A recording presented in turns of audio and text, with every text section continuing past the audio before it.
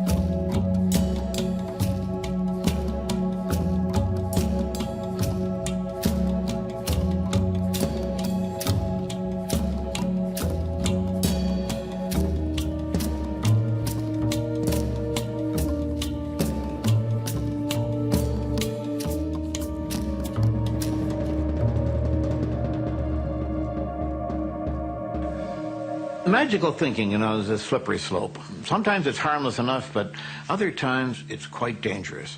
Personally, I'm opposed to that kind of fakery, so I have no reservations at all about exposing these people and their illusions for what they really are. A short segment of tape, as you would see it if you're watching it at home. This is what Popoff featured on his own program. You will apparently see a healing.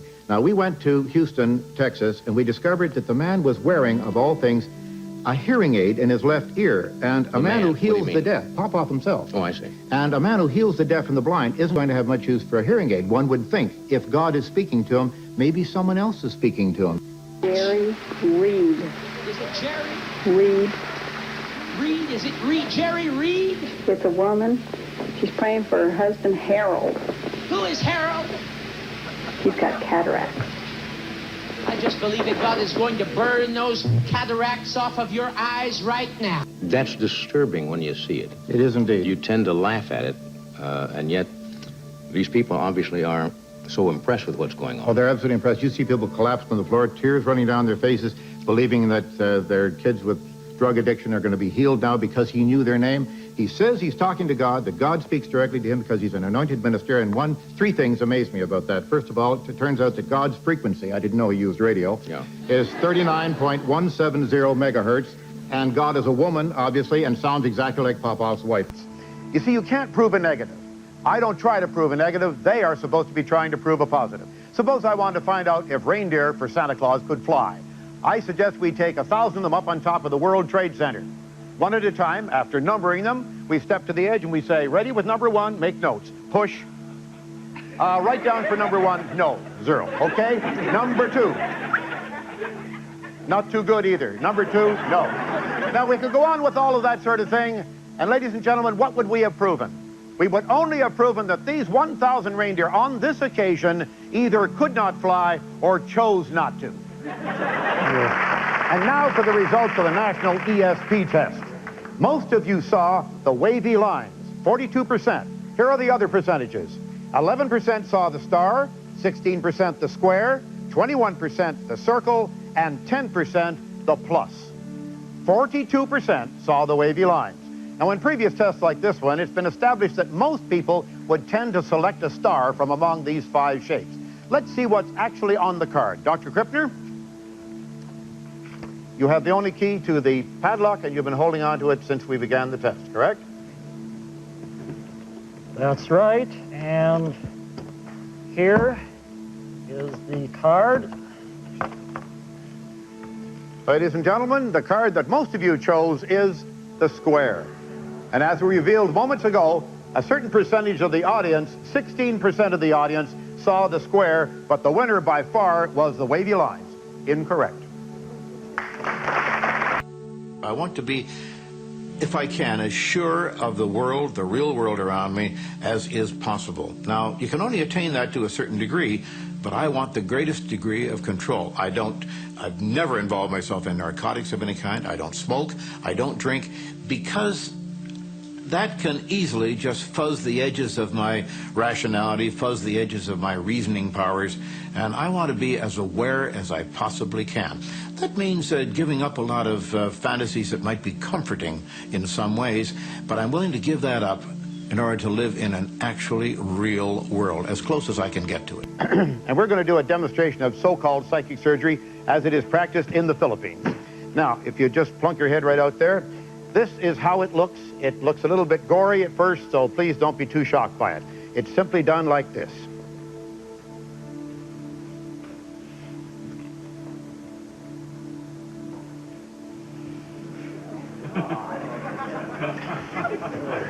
Now, this is the kind of operation that is done in the Philippines and which, in the long run, cost comedian Peter Sellers his very life, because he went to the Philippines believing that he was being operated on and that tumors and such were being removed from his body.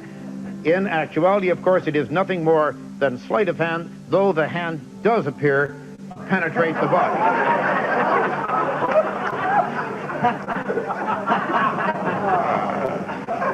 Dreadful things indeed. Hold on there, Rocky, we're right with you.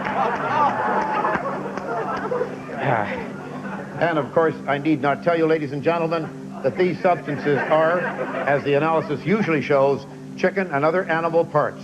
Nothing more than that, and yet people go off to the Philippines by the tens of thousands and depend upon so-called psychic surgery, psychic healing, and they return to their countries to die.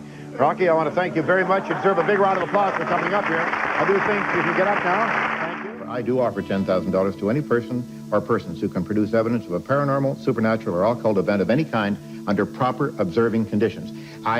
Duplicating it doesn't mean anything. Right. I can duplicate it, a big deal. But can they prove that it's real? The onus of proof is on them, not on me. A lot of people put a lot of faith in these psychic advisors, and they get a lot of happiness from them. Are you taking that away from them? Yes, I'd like to supply it with something that's real.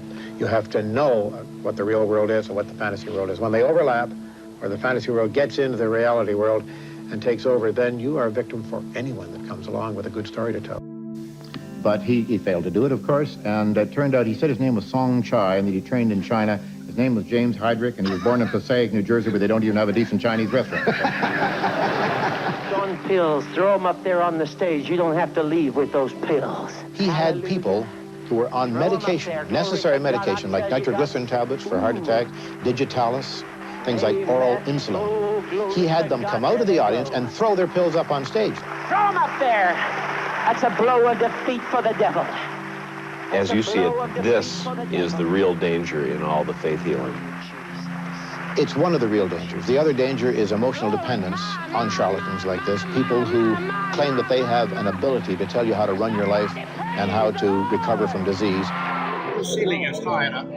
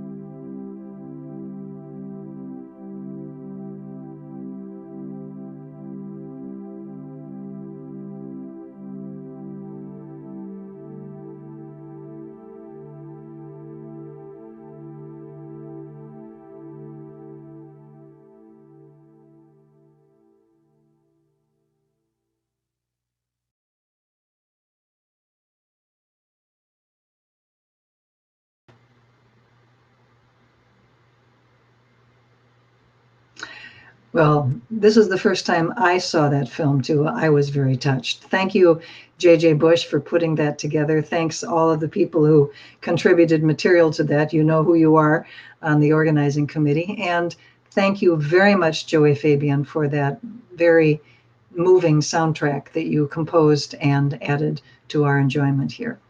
I would like to bring on two more people for the panel. Susan Gerbic, whom most of you have met in this meeting. Hello, Susan. Are you Hi, Jeannie. well and loud and clear? Mm-hmm. Good. And also Mark Edwards, who I don't think we've seen so far in this meeting, but he Hello. is here too, and we are delighted to have you. Now, both Susan and Mark have had a lot of experience with skepticism for years and years and years.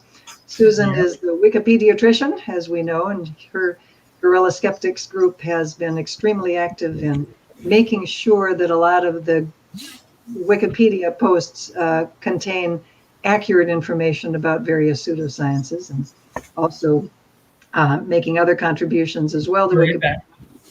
We expect you to be back. In this, That's a little better. There you go. Glad to we can hear you well.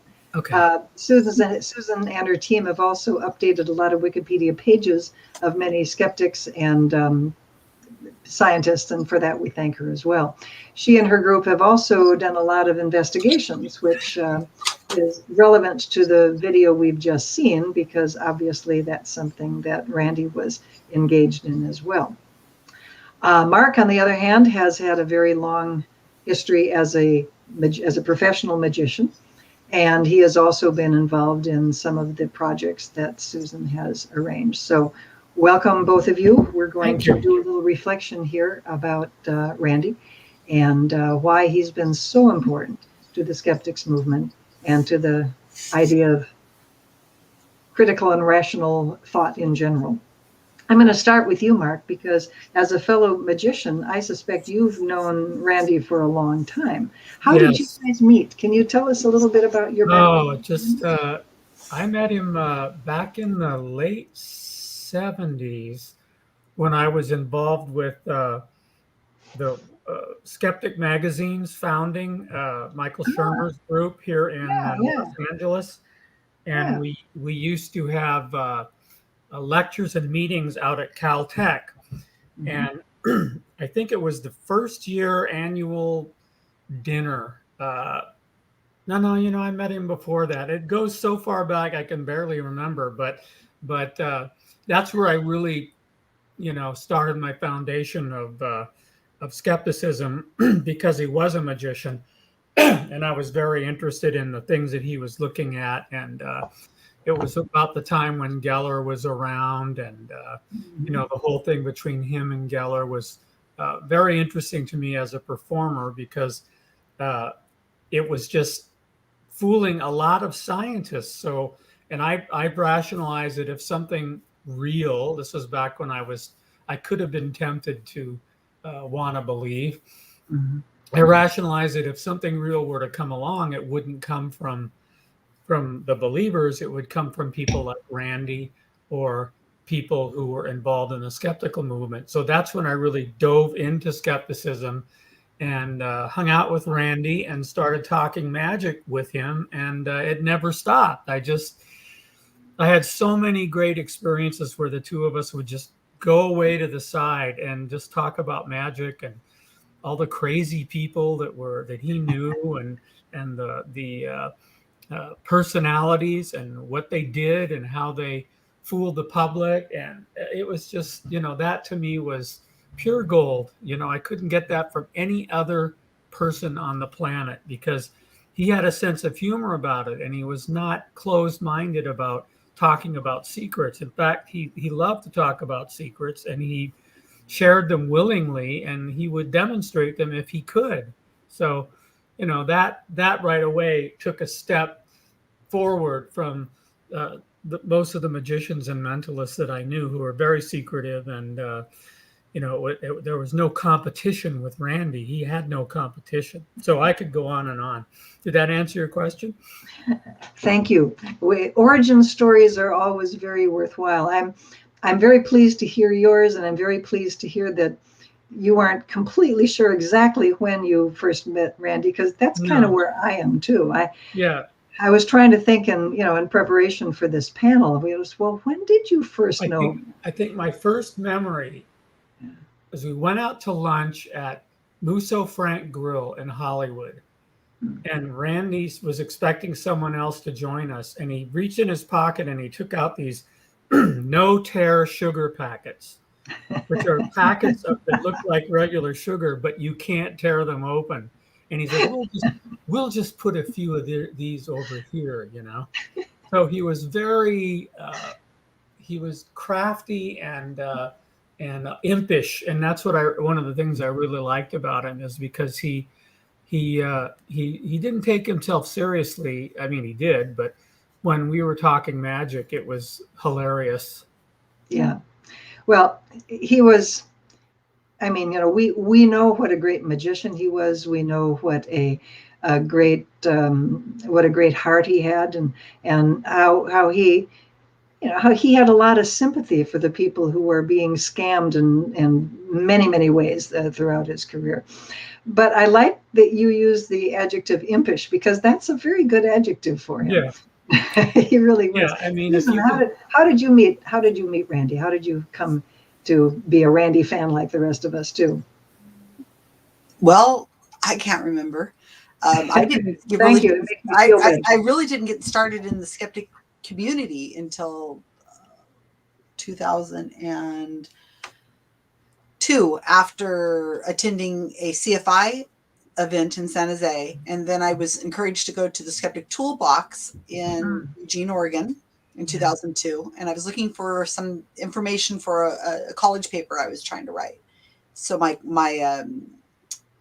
whatever that's called, some big paper I was writing, I can't even remember at the moment, but And then I started going to, I think people started talking about the JREF and this forum, and that's how I got involved. But I had been reading Skeptical Inquirer magazine before that, but it was a long time after that I think I met Randi, and I was always kind of intimidated, of course, you know. But that was the thing about him. He was so generous. Yeah. He was such a loving man. And it was funny because, you know, you'd read these comments from people on, oh, I don't know, videos or wherever, and they'd say, you know, that he was a mean person, and he was just, you know, not open thinking. And let me tell you a story that I had thought about a lot. I think this sums up James Randi a lot. There was a long time ago, he was testing a magneto man, a man who had said he could put magnets on himself. He said he was magnetic, and he was on a TV program, and the man was there with his son, and they both had their shirts off, and they were like putting magnet stuff on their stuff. So Randi knew what he was doing. You know, it's sweat and just the way your body is angled where you can hold magnets and like TV sets or whatever it was. He knew darn well what was going to happen. And so what he did is, before he exposed the father, so, you know, they bring the father out there and his son, and they're putting the magnet stuff, all over him and showing that he's magnetic. And then Randi said, and this is the story I'm told, so I you know, I assume it's true. Randi said, I want you to take the son away, out of sight, and where he can't hear what's going to happen next. And so they removed the child from the kid was about how old? The kid was about how old? 8. Okay, a little kid. 10. So he was a young guy. Yeah, he wasn't like a toddler. Old enough to know that what was going on. And they removed the child, and here comes Randi with baby powder or whatever. Puts it on the father. Of course, doesn't work at all. And the father is just like stunned. He obviously believed that he was able to have magnetic things on him. And that was Randi. He wanted to protect the child and the father's relationship with his child, allow his father to save face a bit, you know, because he knew that this father was about to be extremely embarrassed on a national stage in front of his son. But Randi didn't want it to happen and see the child do that live. That is an amazing story, and that was him. That was Randi. You know, he believable. Yeah. He was a tough man on charlatans, especially those who knew damn well that they were faking. You know, like Peter Popoff.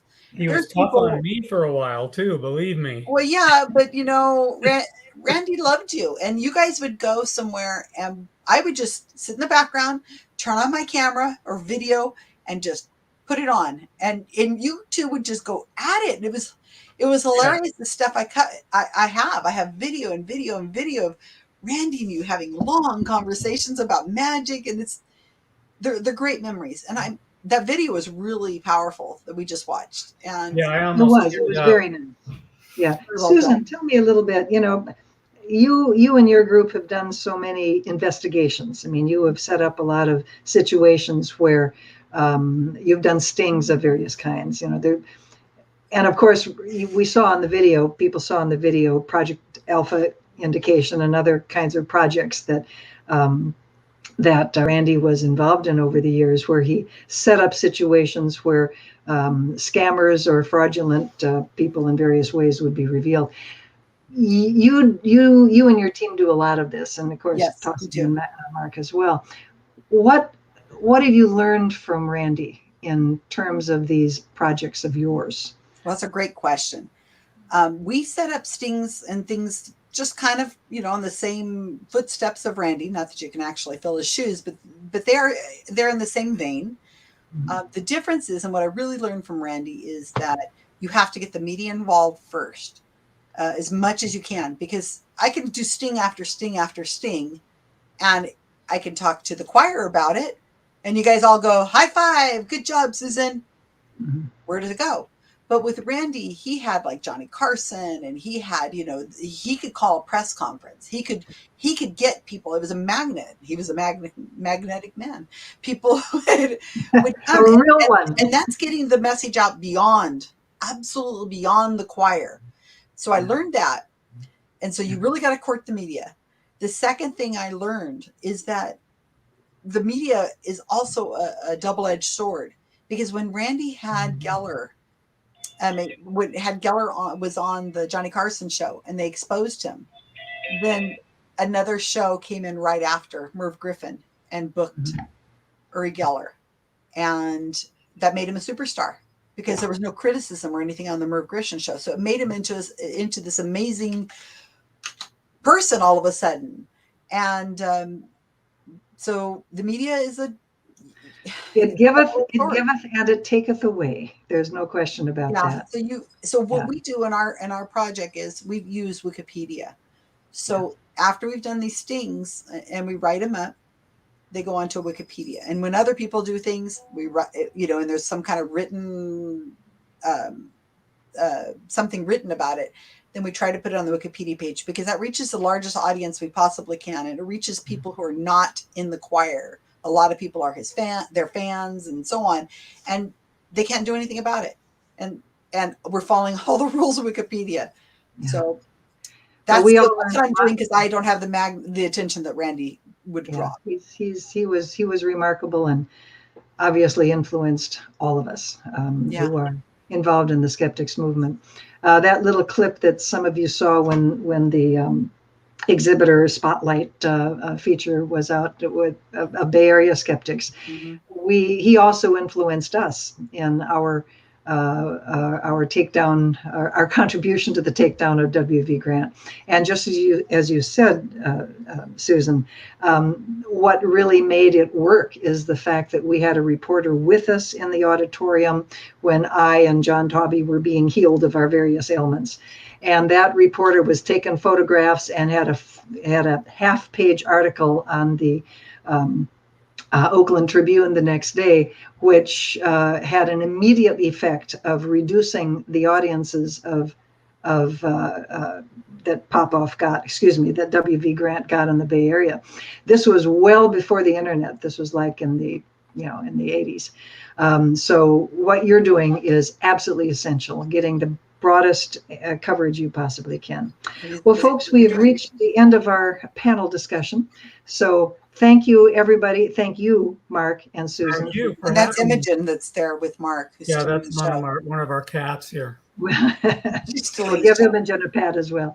And we will turn this panel back to the organizing committee. Jay and JJ, take it away for our next event. Thank you.